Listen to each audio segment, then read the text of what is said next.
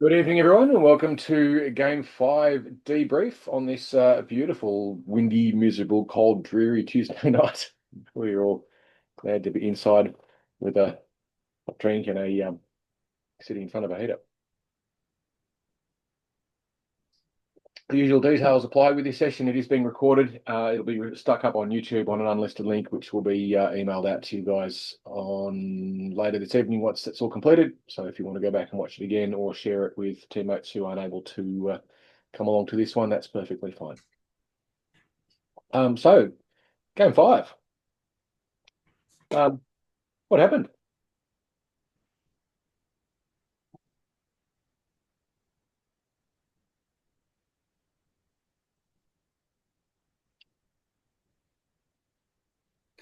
Uh, Jokers couldn't score even though we had 17 pretty good attempts on goal.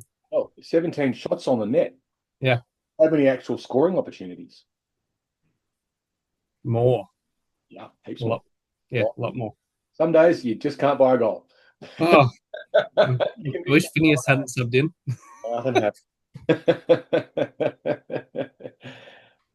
It's the nature of it, you know. Sometimes the goalie stands on their head and they get a bit of luck, and we just didn't get any luck in that game. That's what it boiled down to. Yeah. We had at least another 5 shots when we pulled the goalie and went 6-on-5. It worked. We just couldn't convert. Yeah. I had one ding off the post that went right past Phineas and just hit the outside instead of the inside. It's a very frustrating game at times. But if it wasn't, it wouldn't be entertaining. It was so much fun. It's very entertaining for us to coach, that's for sure. I'm sure Mia would agree that it was both games were very were right down to the wire, and both Yeah. games went all the way. My blood pressure was through the roof the last minute and a half. It was It's why we do it. We love those exciting close games, and the really nice thing I think out of this season, and it was similar last season, is just how close it is. I think there's only been one or two games, and they're really early on where there was, you wouldn't even call it a blowout. They were just convincing wins. And now everything is so close. Everything's draws, and wins by one and wins by two, and one of them's an empty netter and stuff like that. I generally don't count an empty netter as being adding to the score in terms of what it was going to be, because that was a roll the dice sort of a thing. And did you all have a look at the video of the empty netter that the Griffins scored? I stuck it up on the Facebook group. Do you all have a look at it? You know how sometimes you just get lucky? What do you think that was? The guy's just dumped it out of the zone. He didn't aim it at the net. He's just kind of flung it away from like the other end of the rink. You try asking to do it again. It's going to go over a bit in the net, probably 20 times out of 21. And it was just one of those days. It just happened. So yeah, what about the Jokers game in general? Any thoughts on that one? Sorry, no, the Tigers game, I should say. The Tigers played Saturday, Jokers played Sunday, and the Tigers had a different result, which was an unexpected one, I think, for the Tigers. What did you guys think?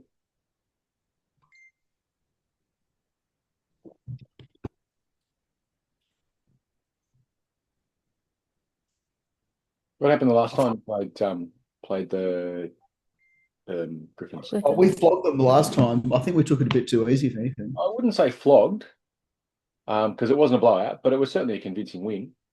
Yeah. Like they Well, weren't. I feel that we peaked a bit too early as a team. We have a long way to go. There were a couple of things. Obviously, two players moved out of that group, which one of them was a significant defensive player. That was Tim Gagnet. I think that's how you pronounce his name.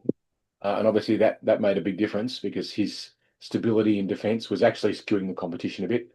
He was too good for the grade, and so we pushed him up. And Josh Cunningham, I think is his surname.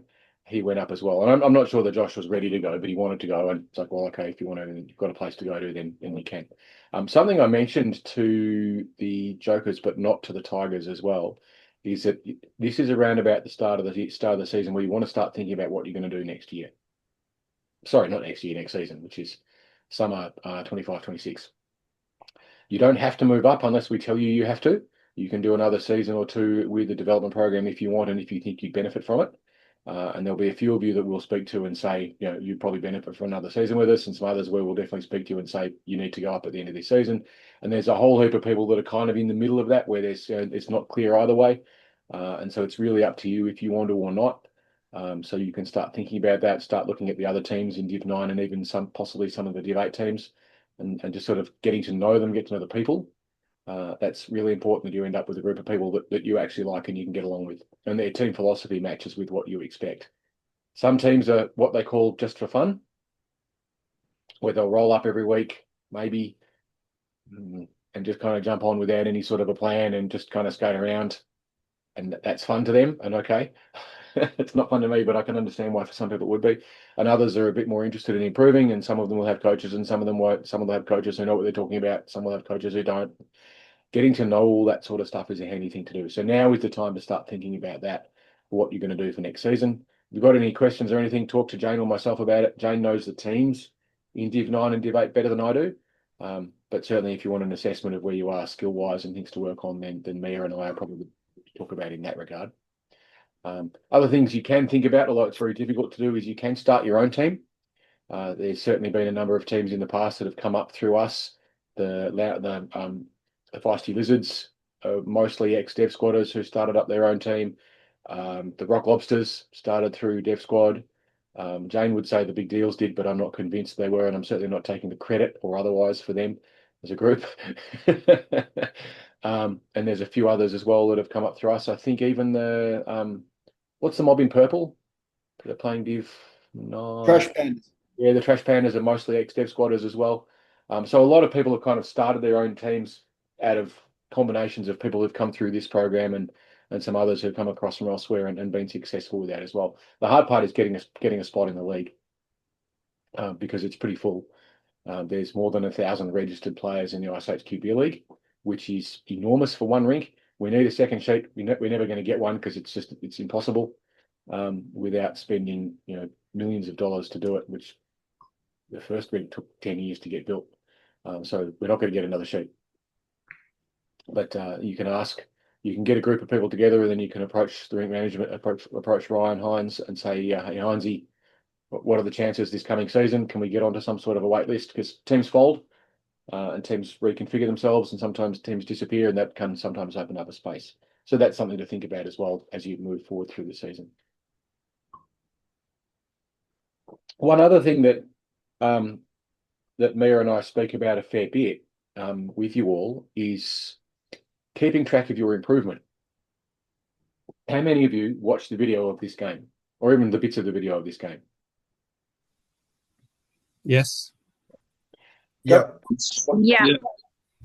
Go back and Yep. watch game 1. Look at the difference. It's staggering. You'll think, how could we have been so terrible? Because you knew you didn't know what you're doing. You're all beginners. But we're now at that stage of the season where it's starting to click and it's actually starting to make sense, and we're starting to make plays, and we're starting to understand our positional roles a bit better. And it's usually sort of somewhere between game 4 and game 6 that it starts to make sense for most of the new players. So yeah, go back and watch game 1. Watch the video of that and just say, well, even just a few minutes of it if you can stand it. And so look how bad I was. Look how much better I am now, and how much better you work as a team now as well. Because it's a huge difference. All right. So with that in mind and that kind of out of the way, does anyone else have any more thoughts about those 2 games before we go in and look at some of the video and pull it to bits and see what we did well and where we need to keep working?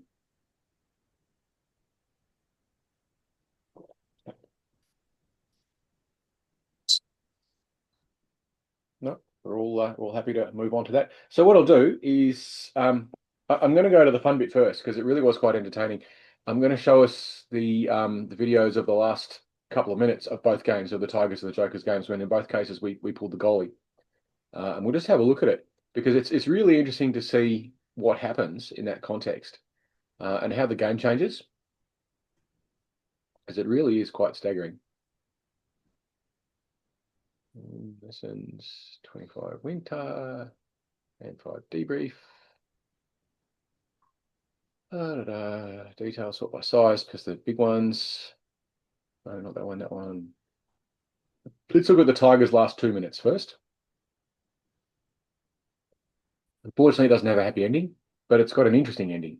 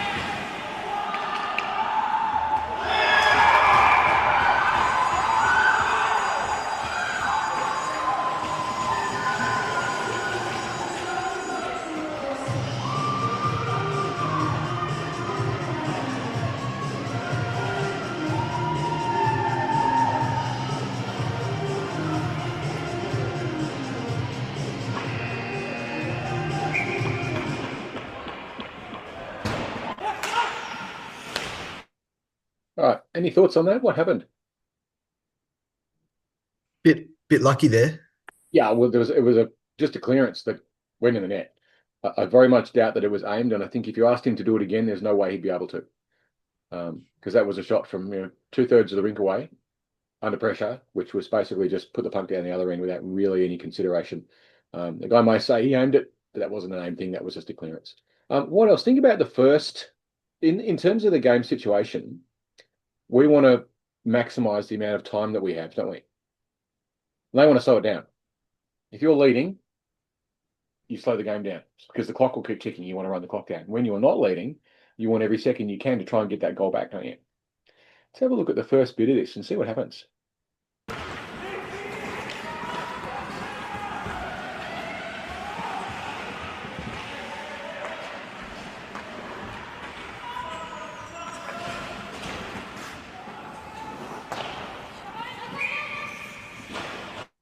So there goes the goal. We've just pulled the goal, haven't we?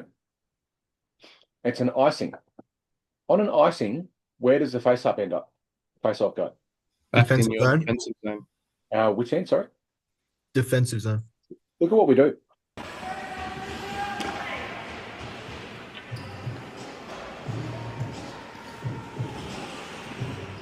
Everyone's skating to the wrong end.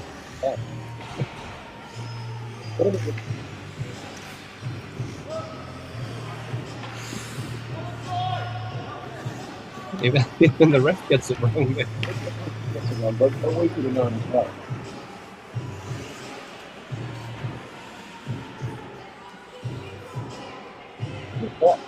Then they go to the wrong face-off circle. Oh, they can set that however they know. How much time did we just lose? Easily 30 seconds. Yeah, probably closer to 50. We lost about 50 seconds with 2 minutes to go of time that we needed to try and score. Now, partially that's the referee setting up at the other end, which obviously they shouldn't have done. But at the same time, that's something that we should have known. And in future, and when we know that, icing comes back to us, defensive zone face-off.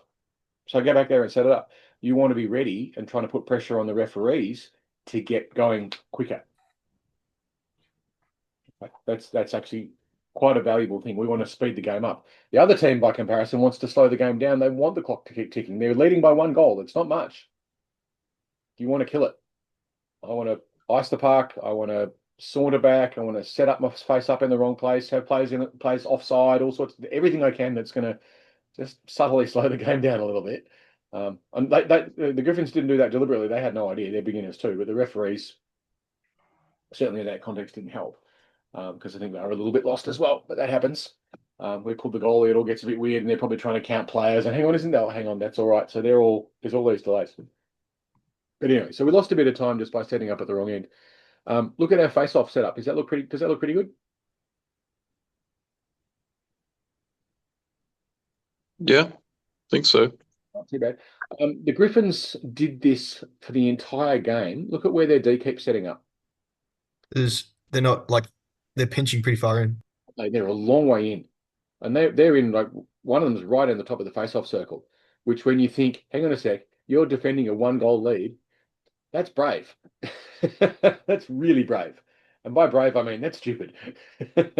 So the center of the Griffins is putting it on his backhand. It makes no sense. It's like, Well, maybe. It's not a very high percentage option, especially when we should have 2, possibly 3 forwards blasting straight through there in that direction. We're going to flood that area with movement in that direction, aren't we? That's our plan. If he backhands it back to number 24 there, that's not a good choice because it's high risk. If that guy doesn't get the puck, we've got 3 on none.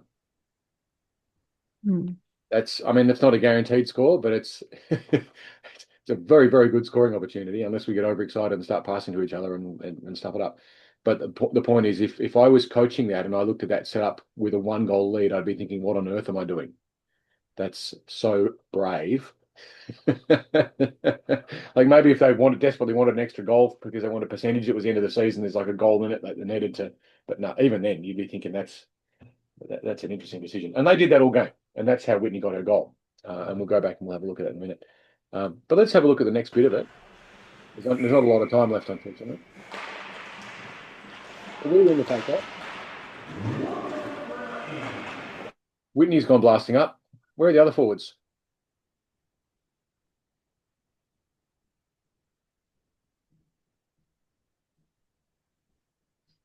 overcommitting a little bit.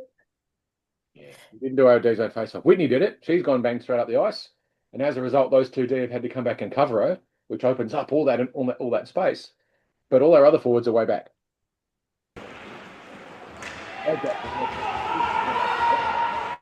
So again, where's the weak side winger blasting up the middle now? There isn't one. Okay, so we kind of lost a little bit of a good opportunity there. Not that it's ever guaranteed to score, because it never is, but it's an opportunity that if we execute this well, it creates those chances. And we just kind of fluffed it a little bit there.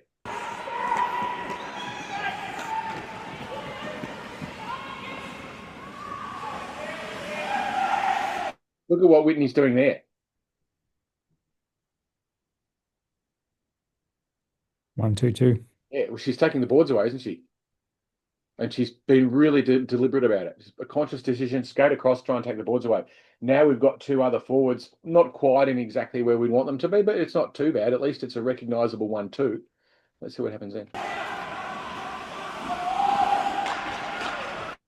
Now their guy doesn't panic. He actually puts it past Whitney up the boards, which is a good choice for that Griffins D. That was good play on their part, because we took the boards away and they used them anyway.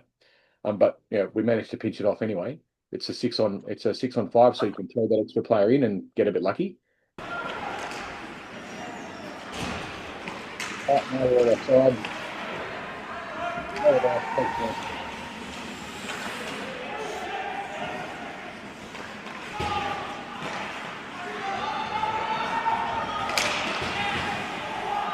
I don't want to watch that again. But even though only one player really made the move from the D zone face-off, which was Whitney, who then also set up the 1-2-2, she clearly recognised it. Whitney's improved a lot in the last few games. It's been really good to see. We still managed to create some pretty decent scoring opportunities there. We couldn't capitalize on it, and we hadn't enough time. And then they got that clearance that went in. It happens. But yeah, we want to tighten up that defensive zone face-off. We want to get more consistent at doing it. And there's also another bit of fine-tuning we want to do on the defensive zone face-off, which is not happening yet. We want to see if we can get that happening in our next game, and that is where the defensive player lines up. It's happening occasionally, but it's very intermittent.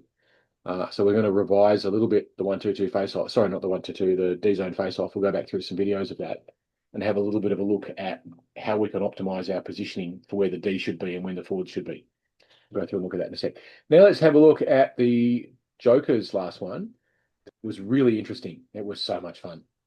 Not that the Tigers one wasn't fun as well, but the Jokers one was incredibly interesting. Which one is it? Tigers last two. Jokers last two. Here we go.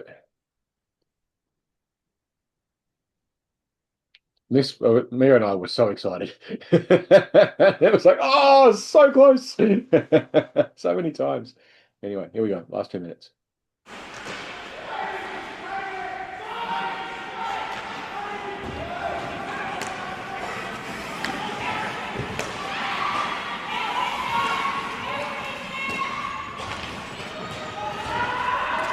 So the Moose single-handedly gets past 3 defenders. Attaboy, ref. Did you see how he did it?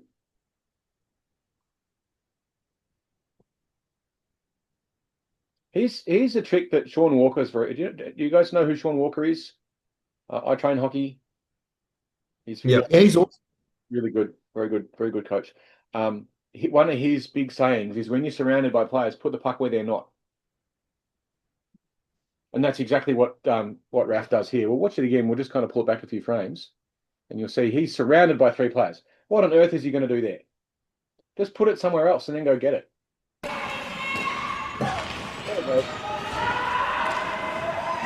Yeah, if he could stay on his feet.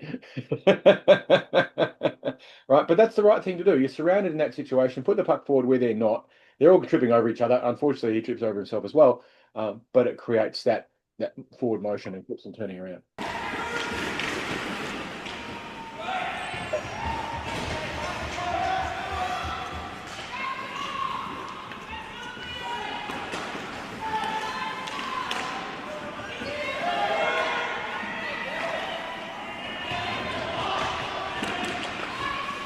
There's a really interesting thing that just happened. Did you see it? We'll wind back a few frames. How many players do they have on the ice? They only have 4. What's going on? Why have they only got 4 on? All right. And have a look down here where on the bottom left-hand frame. Watch what happens.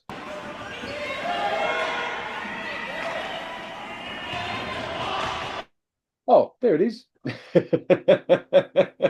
Just sauntering in.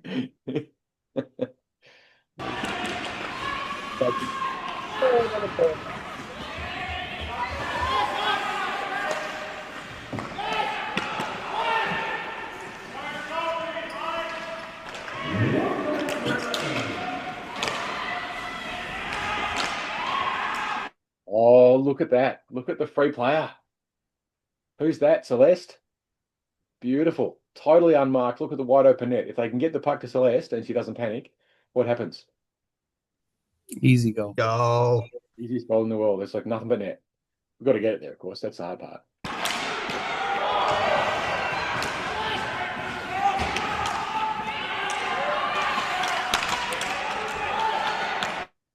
What's happening now? There's World War III happening.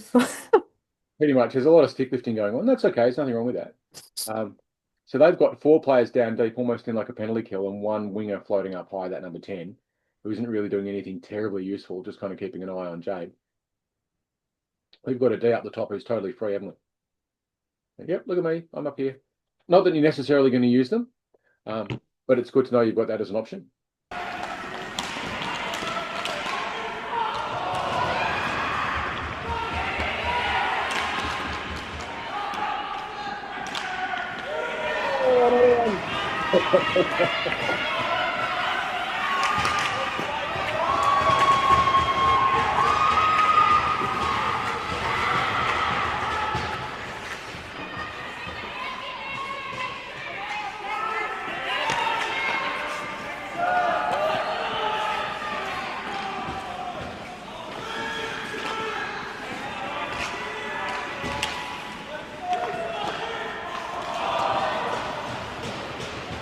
How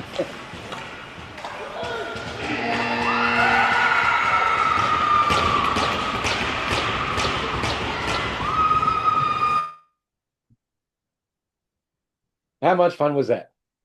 Oh, it was so much fun and so frustrating at the same time. We just kept seeing all these shots go towards the net and not go in. So many great opportunities. And ultimately, that's what it's about. You create opportunities, every now and then they go in. You don't expect them to go in, especially with a defense that's kind of stacked themselves all the way back. They weren't going to counterattack. They had no one counterattacking. They weren't even thinking about it. They were trying to protect their 1-goal lead, so they just shoved everyone in front of the net and occupied the space. And to their credit, they did that pretty well. They did a pretty good job of owning that space in front of there, making sure we never got a shot in there that wasn't under pressure. And that's good. That's good defense on their part. So they did a good job of that. What could we have maybe done that we didn't have the presence of mind to do? When it went out that second time, maybe 1-2-2. Sorry, 1-2-2. Possibly. 2-2. So you just this little scenario. I'm going to try and take it back too far. I want to see it. And again, it's not something you'd necessarily have in the forefront of your mind, but look at the situation we have there.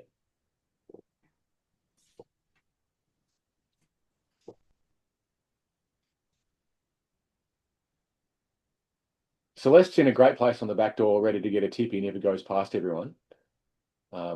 We've got forwards all stacked in close. They've all collapsed down right in front of the net, all puck watching. What do you see?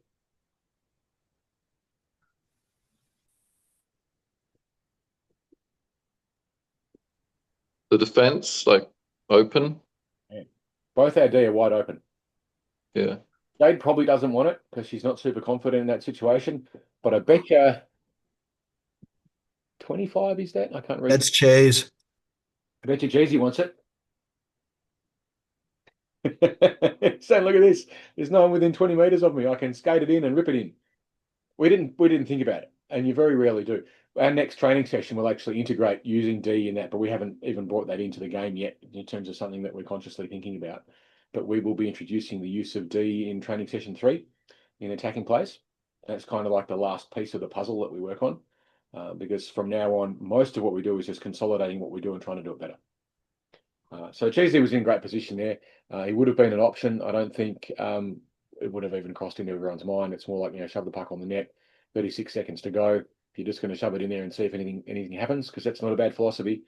Put it in amongst the feet. Sometimes the deflection goes the right way.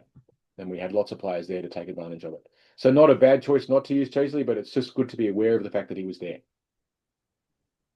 But it was so exciting to watch.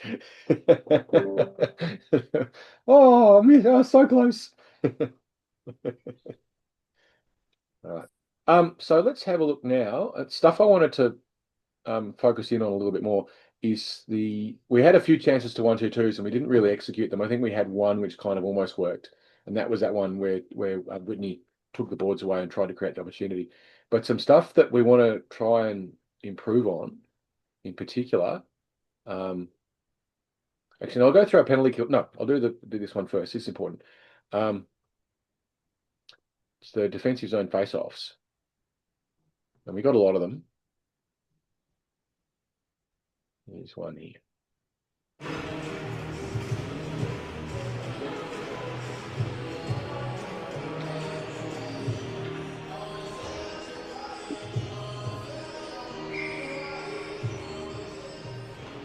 All right, so just having a look at that setup there, what's the problem?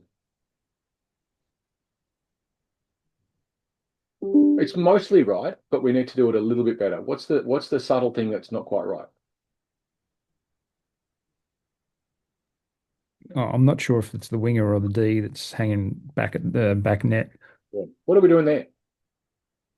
Nothing. Not particularly useful. The key with the defensive zone, well, there's a bunch of things that are important about it, but the thing to realise that they have one really dangerous player, don't they? And who's that really dangerous player? The winger in the Forward. slot.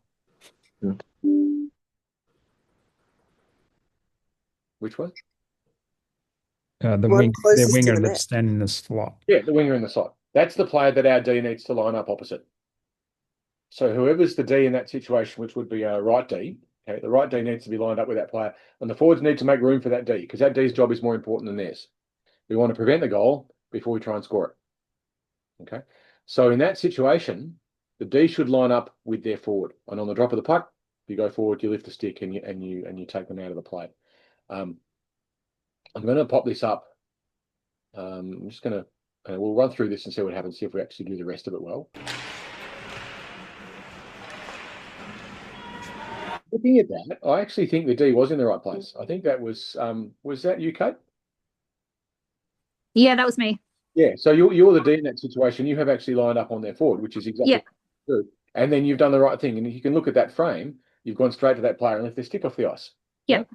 Yeah. Perfect. That's absolutely ducks nuts. That's how it should be done. The problem is, what's the other winger doing? I don't know. Does anyone else know?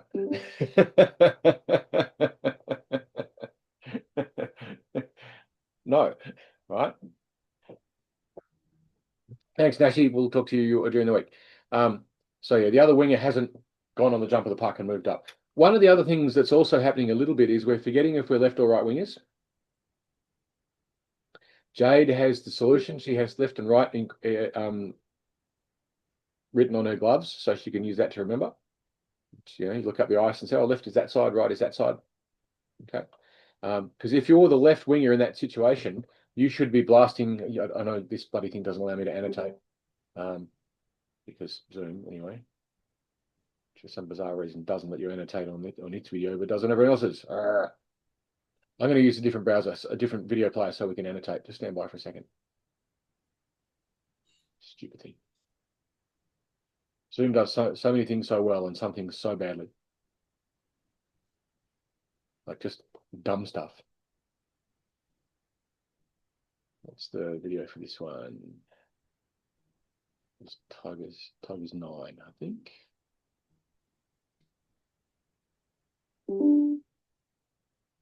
Yeah, that's the one.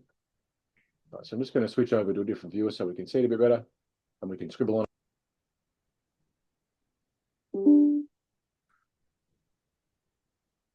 All right, so here we are. Jess, Kate has done exactly the right thing, gone there to tie up that player. I think you're going straight for his stick, yeah?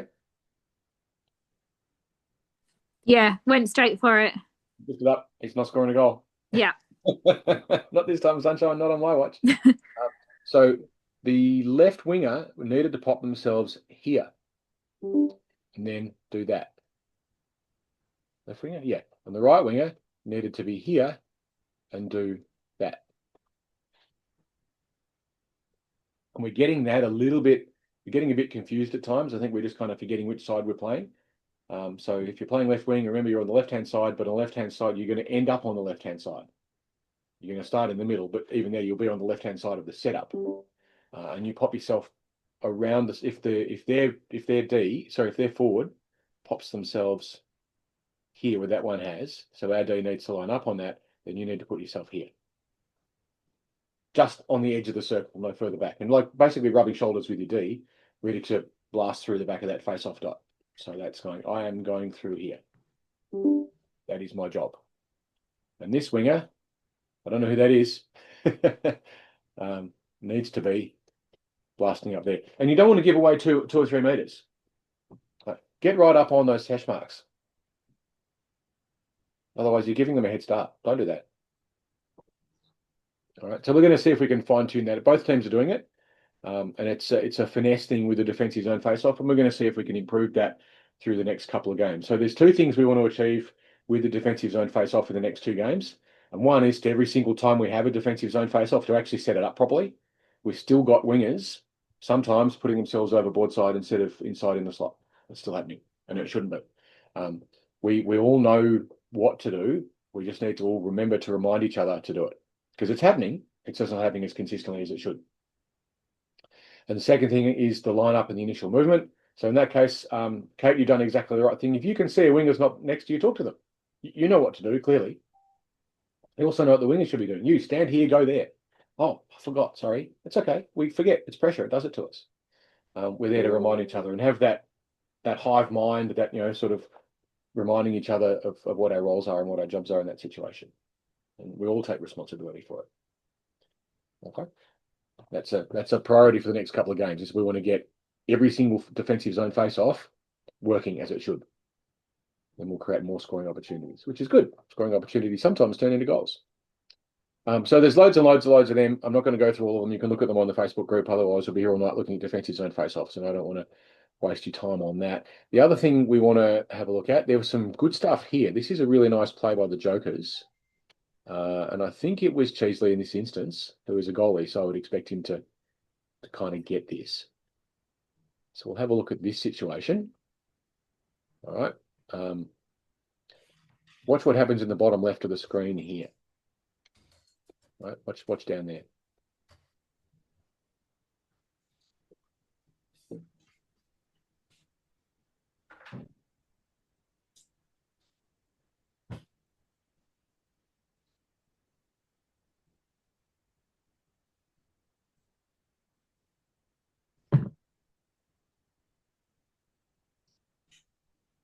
All right.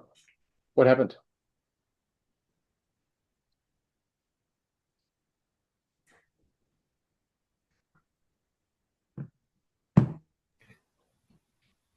He doesn't pinch in. He doesn't pitch in. One of the reasons for that is look at what's happening here. Watch that. This is really good. Steps onto it. Yeah, absolutely. Watch this.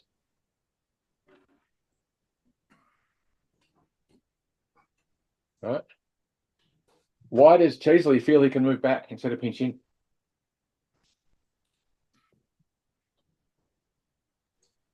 There's plenty of others there. That's chasing. She's doing a great job on that back check. She's owning it. She's really listened. It's her second season since she's kind of reached that point now where she gets it. And we've drummed it into her, and I'm sure they go home and talk about it as well. And it's like, that's your responsibility at that point. You want to keep the puck in, you got to go get it. The D can't because it's too contested. Might not get away with it. And we already know that they've got one player who's sitting high. They've got one player who's always looking for the old hellfish stretch pass. Who sits way out on the blue line waiting for a pass and then falls over, but that's Div 9, Div 10. Then he gets away with it. But yeah, so that's going to be contested puck. And Cheesley very wisely moved back instead of trying to go get it, which was good. And he could do that because Steph was coming across and putting some pressure on that breakout, which was really nice play there from Steph.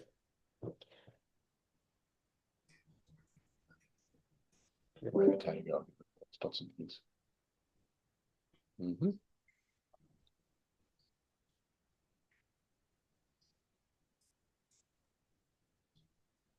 We got a bit lucky at sometimes, but there are some really good examples of a 1-2-2 that didn't happen when we could. So I'm going to just pull up one or two examples, and I want you to try and start to recognize the scenarios.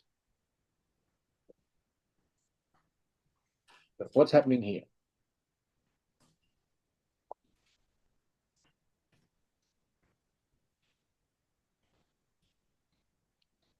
That's where the puck is. Yeah.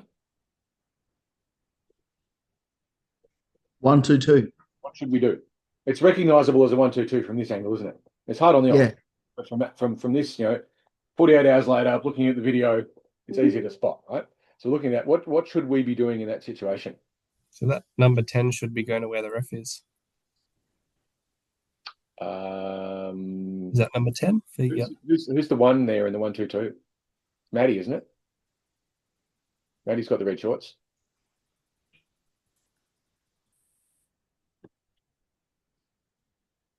Maddie should do this.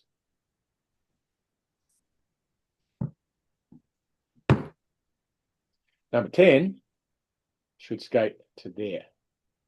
Our other forward should skate to there. So we've got two players there, and someone taking the boards away, trying to encourage that pass. We know this. The trick is to do it and to recognise it.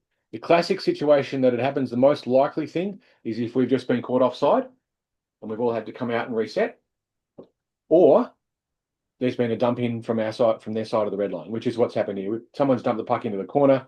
They've got to go back and get it. We've got time to set up a 1-2-2. If we have the presence of mind and the game awareness to actually recognise the situation, let's see what actually happens.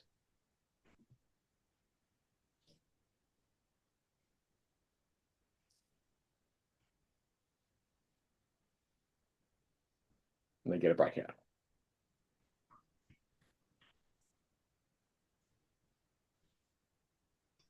So I think there, who's that wearing 10? That's me. That's Con. Yeah. And so what you've done there is you've actually, you needed to let Maddie do her job. Yeah. Yeah, you both tried to do it. Yeah. Let Maddie do it. Tell her, say, go, 1, 2, 2, go and do it. Take the boards away. Yeah. Well, Yeah. Yeah. we'll do it. She just needs to be reminded because she gets a little bit disorientated at times. In fairness, I think Con's a bit faster than me, Doesn't but I do understand the concept. Doesn't matter. You've still got to play your position, right? The idea behind this is we trust our teammates and we let everyone do it. Because if Con just blasts past you and takes a corner, you don't learn how to do it. Yep. Teammates and get everyone to develop. It's not a criticism, it's a learning thing. We all get that adrenaline saying, well, I'm going quicker, I'm going to go get it. But sometimes the better thing to do is to remind your teammates of what they need to do and then play the play and see what happens. It doesn't matter if we win or lose. We're not really that fussed about it. Certainly this stage of the season, it doesn't matter. Like we're on top of the ladder. We don't need to win the game.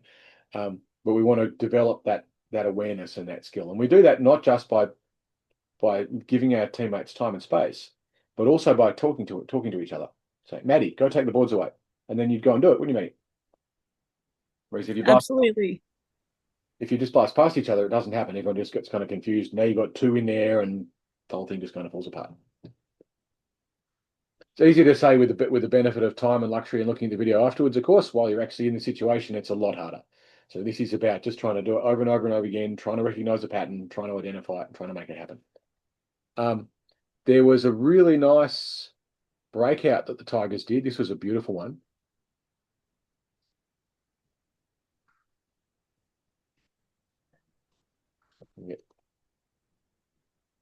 Player to behave itself. Recognize this scenario.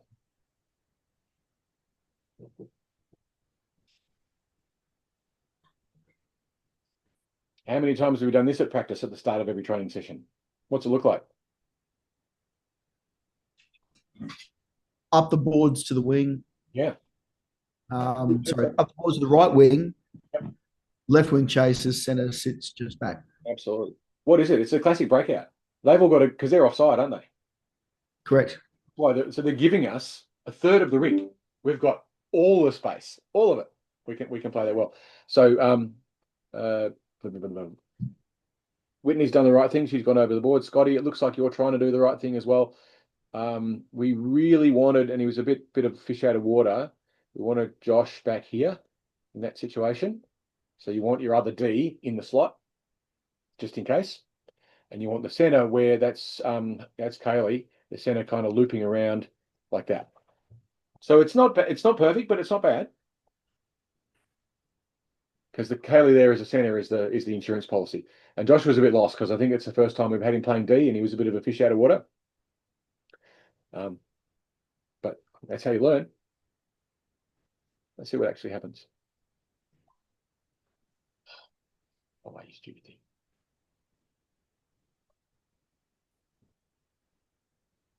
They're backing off because they have to. So it took them so long to get onside. Now we've iced the park, technically. But Whitney gets there first and brushes off the icing.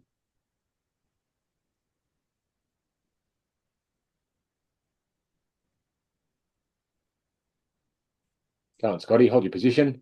Don't let him push you around.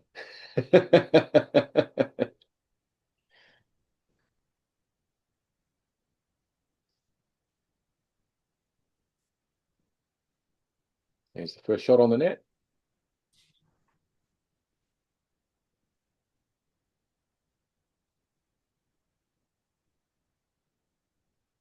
All right, so it wasn't a bad breakout. It wasn't perfect, but it wasn't bad. And we ended up with some good sustained pressure out of it. And we got a couple of shots on the net, which was good. We got a nice attacking triangle. And D made the move in at the right time. So if we go back to here, all right, we see in this situation, just watch what happens with, I can't read that number from here. 43, right? Is that the right time to go in and pinch? Yep. Absolutely. You know you're going to get the puck. Okay, it's perfectly okay to pinch if you're sure. If you know you can get the puck, you go get it. What's our other D doing? Covering. Yeah, which is good. Okay, so reading it, seeing the situation, and covering for it. Fantastic. It's really good. Oh, proud coach moment. Bit late on the shot, but anyway, what's the other thing that's happening there? What's Kaylee doing? You see it?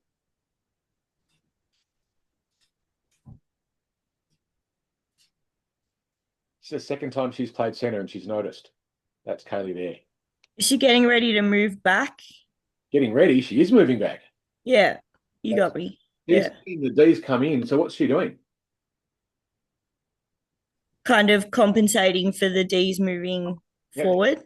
It's when a D goes in, the center's job is to cover for that D, and she's done that. Absolutely. All right, second game in center. Wow. Having the awareness to do that is fantastic. All right, and we get a good shot on the net. Whitney's in the slot. We got Scotty sitting up high unmarked as an option as well. We got bloody Zoom being stupid. You press the space bar and it doesn't do what I want it to do. And we get a nice shot on the net. And we've got 2D because Kaylee is covering for the D who's gone in. That's really, really nice. Like, very proud coach moment. I love that. It's how it should work. All right. So that was a beautiful, beautiful break. Again, the breakout wasn't perfect, but it worked. There's a few things we want to fine tune, and we rehearse them every single training session. We start off doing 10 minutes of that, and you're kind of like, why do we keep doing this all the time? And well, that's why, because we're not getting it perfect. We need to just repeat under different sorts of pressure until it starts to happen more consistently. All right. What else was interesting? Let's have a look at Whitney's goal. Is that the one? Yeah, this is the one. Yep. He was so excited. Because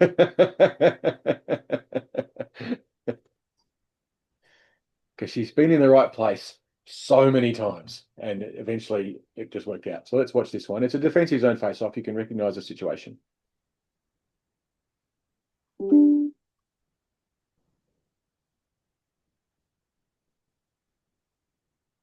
How's that setup look?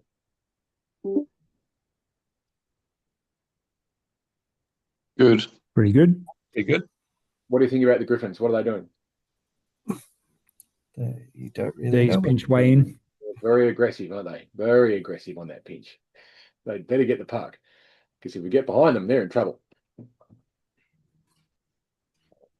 It's an old saying in coaching, which is don't interrupt your opponents when they're making a mistake. And they did it all game. I'm watching it thinking, okay, we're going to keep getting past them. And we did. They didn't fix it. Anyway. Now, Whitney moved quickly. What's the other winger doing?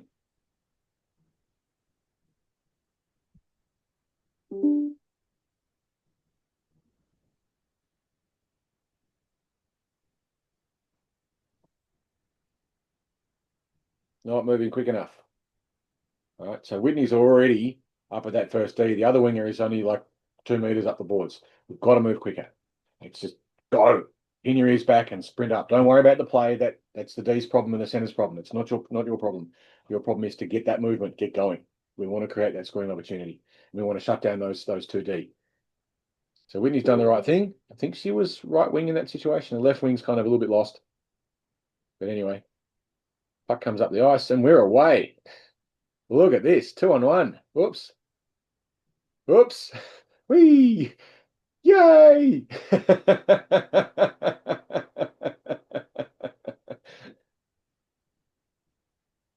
Whee! Oops.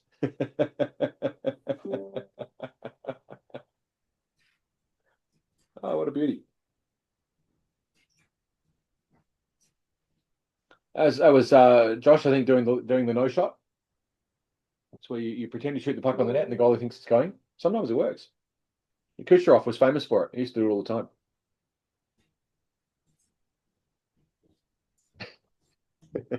And he nearly got it on that backhand through the 5-hole as well. Just didn't quite make it, but Whitney was there to on the back door to just push it in. Okay. Defensive zone face-off. Not perfect, but it got the outcome that you get from it. So that's one of the reasons why we practice it and we do it, and because that happens so many times. All right. So things we can improve is both wingers moving quickly. You sprint from the drop of the puck. You don't wait to see where it's gone. You go straight up to your position. If it comes up to you, that's great. You go. If it doesn't, then you're in the right position to mark those players anyway. So we can improve it, but that's an example of even when it's not done perfectly, it still produces good results and the best result you can get, which is a goal in that context. And one very, very happy Whitney. They gave the goal. The scorers gave the goal to the wrong player, so we had to correct it on the stats list. If you ever do see that, like you've got a point or a goal or something or other, and it gets given to someone else, let Jane and I know. Rather, probably let me know. Jane might not necessarily have time to do it because there's a process that you go through. There's an online form we have to fill out, and we identify when it happened, and we send it into Ryan, and he then corrects it so you get your statistics because they live forever.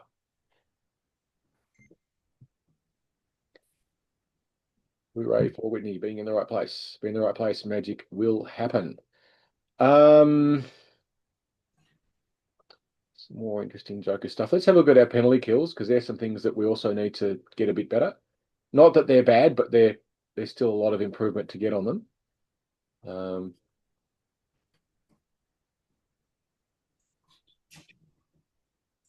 Actually, let's have a look at the Lights goal because that was an interesting one. It was quite an interesting goal the way it happened.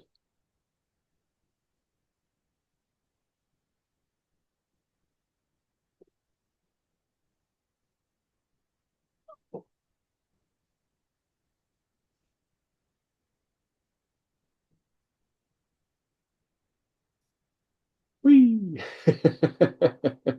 Everybody fall down.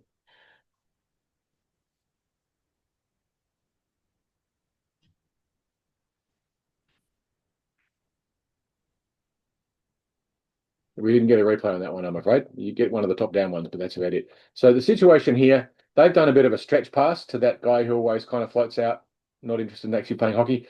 So you've got this fella here, and that's what he always does. He's always out waiting for a stretch pass. And Jade's watching him. She's aware of that, so she's got him covered. You can see that's Jade here, watching that guy. See it? Don't worry, I got you. You're all under control.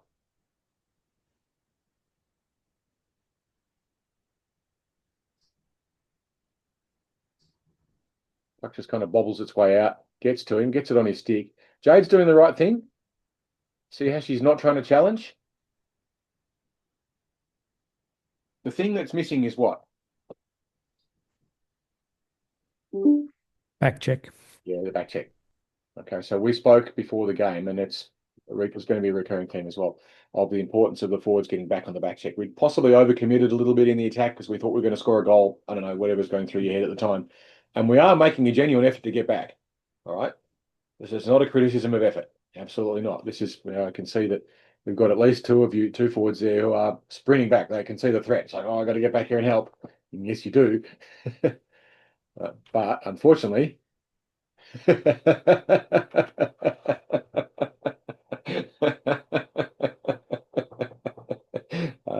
10, bless him. It didn't quite work. But if you look at the other 55, that's you there, Dan. You're in the right place. You've covered 23. They've got another marked player.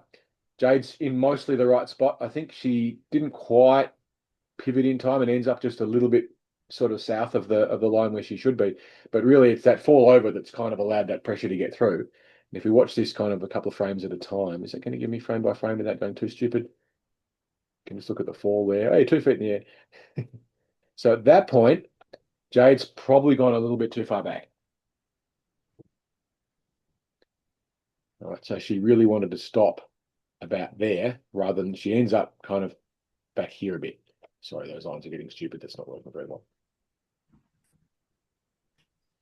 We're just going to look at you on your backside there for a few more minutes. Never lose your sense of humour playing ice hockey, yeah? All right, and you can see where Jade finishes. She's actually right back on the goal line. And I spoke to her about it afterwards during the game and said, look, that's you probably drifted back a little bit too far. And I think she recognised that. And it's just because at that point, she's no longer She's not cutting off anything. She's effectively out of the play. If that player wanted to go behind the net, she can't even really get in his way because that's against the rules. And again, it was a little bit of luck. I think Katie probably would have wanted that one back. And I think there was some doubt as to whether it crossed the line, but clearly it did. We just didn't necessarily see that it did. But it's just one of those things. Through the pipe. It only just slipped past her because whoever that was on D was sort of saw it and tried to stop it from crossing the line. Reach over and try and hook the thing back. Yeah. We've all done it. Sometimes it works. There's only one time in my life I've ever felt sorry for Matthew Tkachuk, and that was there was a game against Edmonton in the. That was where he dives in and sweeps the pass out, and then McDavid's there to put it back in. Sweeps out and saves a goal by about a millimetre. It's like the most desperate play you've ever seen, and it's like it goes straight to McDavid. He just puts it past. Oh. And I normally can't stand that guy, but I felt sorry for him because he'd done everything right and absolutely committed. And anyway, sometimes shit happens, yeah. David was actually there that time because he wasn't totally exhausted. Did any of you see the little picture that I put up from the guy who looked at all the times of the shifts in the NHL playoffs? And you looked at the average shift times. I stuck it up on the Facebook group. I don't know if you all saw it or not, but it was talking about average shift times. Yeah, they're all quite low, all below 45 seconds. And that's we say it all the time, and you guys say yeah, and then you don't believe us. But short shifts really do make a big difference. They really do. And especially as games get long and seasons get long, you just get more and more tired the longer shifts you're doing because you dig further and further into your ability to recover. I don't know how many of you are familiar with much in the way of sort of exercise physiology, but essentially we've got three energy systems that we use. We've got your ATP system, which is all used up in about the first 5 or 6 seconds of a hard effort. Then you've got glycolytic metabolism, which lasts for about 30 seconds. And then all that's left is aerobic. Now, aerobic produces a bit of energy, but not an awful lot compared to the other two. So the amount of power output you can put out. If you ever watched one of the most fascinating events in athletics, and I'm not a huge fan of athletics, but one of the most interesting events is the 400. Do you know how long a 400-meter sprint goes for? Around 40 seconds. Yeah. You watch someone who doesn't pace it, they're really quick for 30 seconds, and then what happens? They die. Yeah. They actually stop. Yeah. It's like, you know what? That's what happens. You try and go for too long, and you stop. And you don't have any warning. You can't feel it coming because it's almost like you flicked a switch. That's why using fatigue as a measure of when you should do your shift change, it's too late. By the time you feel tired, it's too late. You're already past that point where you can't sprint anymore. You've got nothing left. All you've got then is the ability to try and recover. And because you've dug deep into that system takes longer to recover. So your next shift won't be as good. And it kind of cascades through the game until by the end of the game, you've got nothing left and you can't sprint at all, even though you might think, oh, my life, I've just had 2 minutes sitting on the bench and this shift was a short one because I'm doing it right now because I've learned my lesson. But it carries on and you never fully recover. The change is more important than the rush. Get your changes. Right, but it matters. It really does. It makes such a difference, especially in the third. But yeah, stay on your feet. Oh. Skate more, yeah. But that's how that goal happened. They got a bit lucky, but that's the way it is. So there's a heap of other videos as well. We don't really want to go through gazillions of them because you've seen them all and they're all there. What I would like you to do is go through those videos and see if you can work out what each one is trying to illustrate. You can put comments on the individual videos, or you can put comments in the thread itself, as Scotty now knows. If you do put something in there which is either amusing or accurate or both, you potentially win a little plastic 3D printed Stanley Cup. That's our participation award for the week for being involved in that sort of stuff. And once you look at it, I don't spend 3 hours a day pulling all those videos out for my benefit. I know what the games look like and I know these skills. This is for you guys to remember. There it is. There's a Stanley Cup. Hold it up, kiss it. Mwah, mwah, mwah. I can make a bigger one, but it takes longer. So yeah, please do. Those videos are there for a reason. They're there because they're trying to illustrate something that's a teaching point in the game.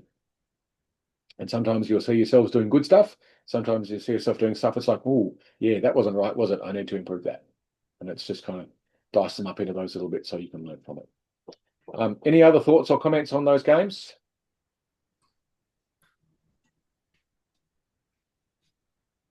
I'm looking forward to what happens next week, Yeah, this weekend. I'm playing in the game immediately after the Saturday or Sunday. I can never remember which one it is. Let me just check. You guys can hang around and giggle, watch me stuff up and do all the dumb things. Because I do too. I've been doing this for 20 years and I still get it wrong. It's hard when you're under pressure. It's the 24th, which means it will be the 20. Yeah, I'm playing on Saturday after the Tigers, immediately after. So Mia, you'll have to do the debrief for that one, and you'll have to take the third period because I'll need to go get changed. Onto it. And Jokers and Griffins have the same record on Sunday, so Jokers need a win to stay off the bottom of the ladder. Yep. Well, it doesn't matter at the moment. There's so many points. We're 5 games into a 12-game series, and the top 3 teams make the playoffs. So the way it works is the team that finishes on top of the ladder is straight to the grand final, and the team that finishes second and the team that finishes third play off in the semi-final. Is it over 7 games, Carl? Can you imagine? Yeah, home and away, and Oh, golly. Oh, be a nightmare. They have done 3s in the past. And to be honest, 3 actually worked pretty well for the grand final. But it does result in it using a lot of ice time. As you can imagine, there's 2.5 times more games. And it just drags on too long. And so they did it, but it used up too much of the people's time. And players stopped showing up for like the second and the third game. Not in the lower grades, because even the lower grades are so excited about being in a grand final, but the high grade players sometimes get a bit blasé. It's interesting if you watch the A grade teams, they've got 5 or 6 regular players and empty benches all the time and stuff like that. It's actually a bit disappointing because we're all so keen to play, and they're like, yeah, I don't really care. So why do you bother? Why don't we just get rid of A grade and create more space for the lower grades? Because the ones who actually show up, I think anyway. I think if you don't care, you shouldn't be playing. Anyway, any other thoughts? We're all good. What are we going to do in the meantime? Skate, skate, skate. Watch the videos.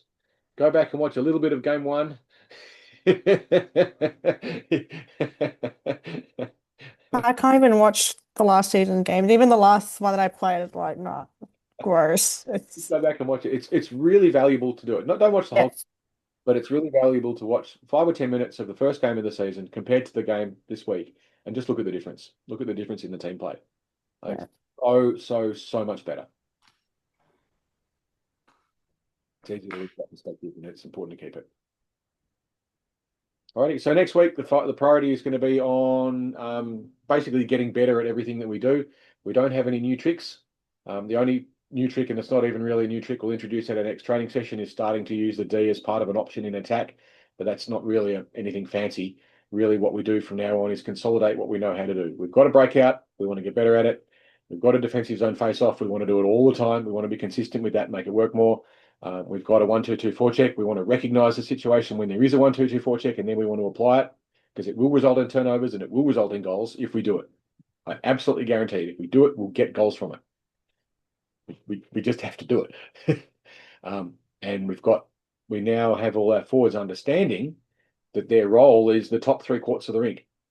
And if they do that well, and they're starting to, then again, we get much harder to score against. And that's the gist of it. That's our game plan. And from now on, for the rest of the season, we work on getting better at it. If any of you are interested in the philosophy behind why we play the way we do, there's a very good book called Hockey Analytics, A Game-Changing Perspective, which Mia's got a copy of. I don't know if you read it or not. You're allergic to that cat? Is that a rash? No, you're all good. But it's a really good book. It's a bit of a polemic at times about the state of coaching in hockey, because it makes a couple of really good points. And if you can get past the onslaught of, you idiots, why don't you do this properly, then it's a really valuable book, because it explains a lot about why we structure the game in the way that we do. And you can watch once you've kind of read it and reread it, I reread it about every 3 or 6 months just to kind of refresh myself on the points that it's trying to make, because it's really valuable and it's easy to forget some of the details and kind of go off on your own tangent. You need a bit of a yank back with a vaudeville hook to get back on track. You look at it and you can see the mistakes that the NHL teams are making, because they're the same mistakes and they cost the same opportunities and give away the same goals. And you watch the Stanley Cup and you think, why are they doing that? That's just dumb. Oh. Oh, they gave away a goal doing it. Well, that's a surprise. Is it Hockey Analytics, a game-changing perspective? That's the one, Shane Weber. Yep. It's really, really good. If you want a free copy of it, I can send you an ebook, but I think it's a book worth buying and having on your bookshelf. I don't know. Do kids these days buy paper books? I don't know. No. I'm older. I'll buy a book.